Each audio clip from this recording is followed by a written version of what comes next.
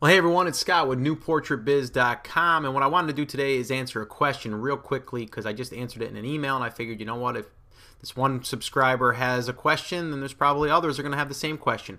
The question was, Scott, I'm getting some spill off of my green background, and I'm not quite sure, how to get rid of it or how to eliminate it or, how to tone it down or, she just didn't really understand, how to fix this.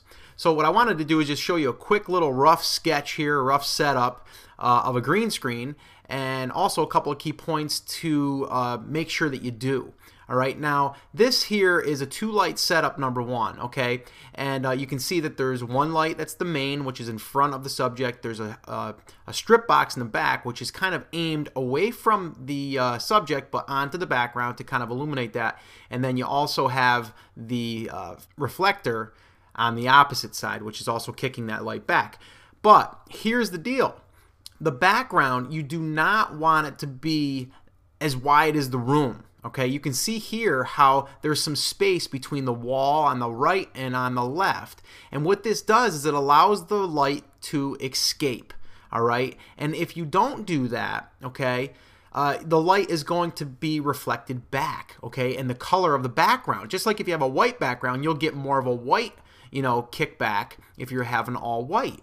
Okay, if you have a darker background, obviously that's going to absorb the light. So that's rule number one. You want to try to keep your background as narrow as possible. But at least, you still want to be able to still keep your subject on the background, obviously, right? But I mean, if you have one subject like this, I mean, I could have even went narrower. But I didn't have any problems with spill because the second thing that I want to mention is having your subject far enough away from the background. A lot of people will put their subject, a foot away from the background and wonder why they get spill. I mean, you can bring your subject 3, 4, even 5 feet away, further if you have the room for it.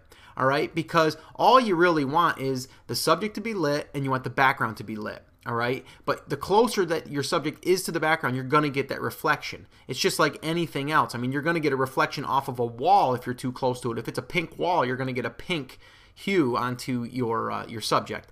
All right, so those are a couple of things to think about. All right, and you want to be able to light your subject properly, and that's why I wanted to put this in here right here, because this is just a diagram showing you. I mean, you want your meter to read F8 on your subject, and you want it to be F8 to F11 on the background. All right, you want it to almost be the same, maybe a hair brighter on the background, but I've gotten away with it where it was dead even, and I get really good results. All right, and I'll go back to this picture right here. Keep the softbox, maybe 4 feet away from the subject. That's usually a good rule.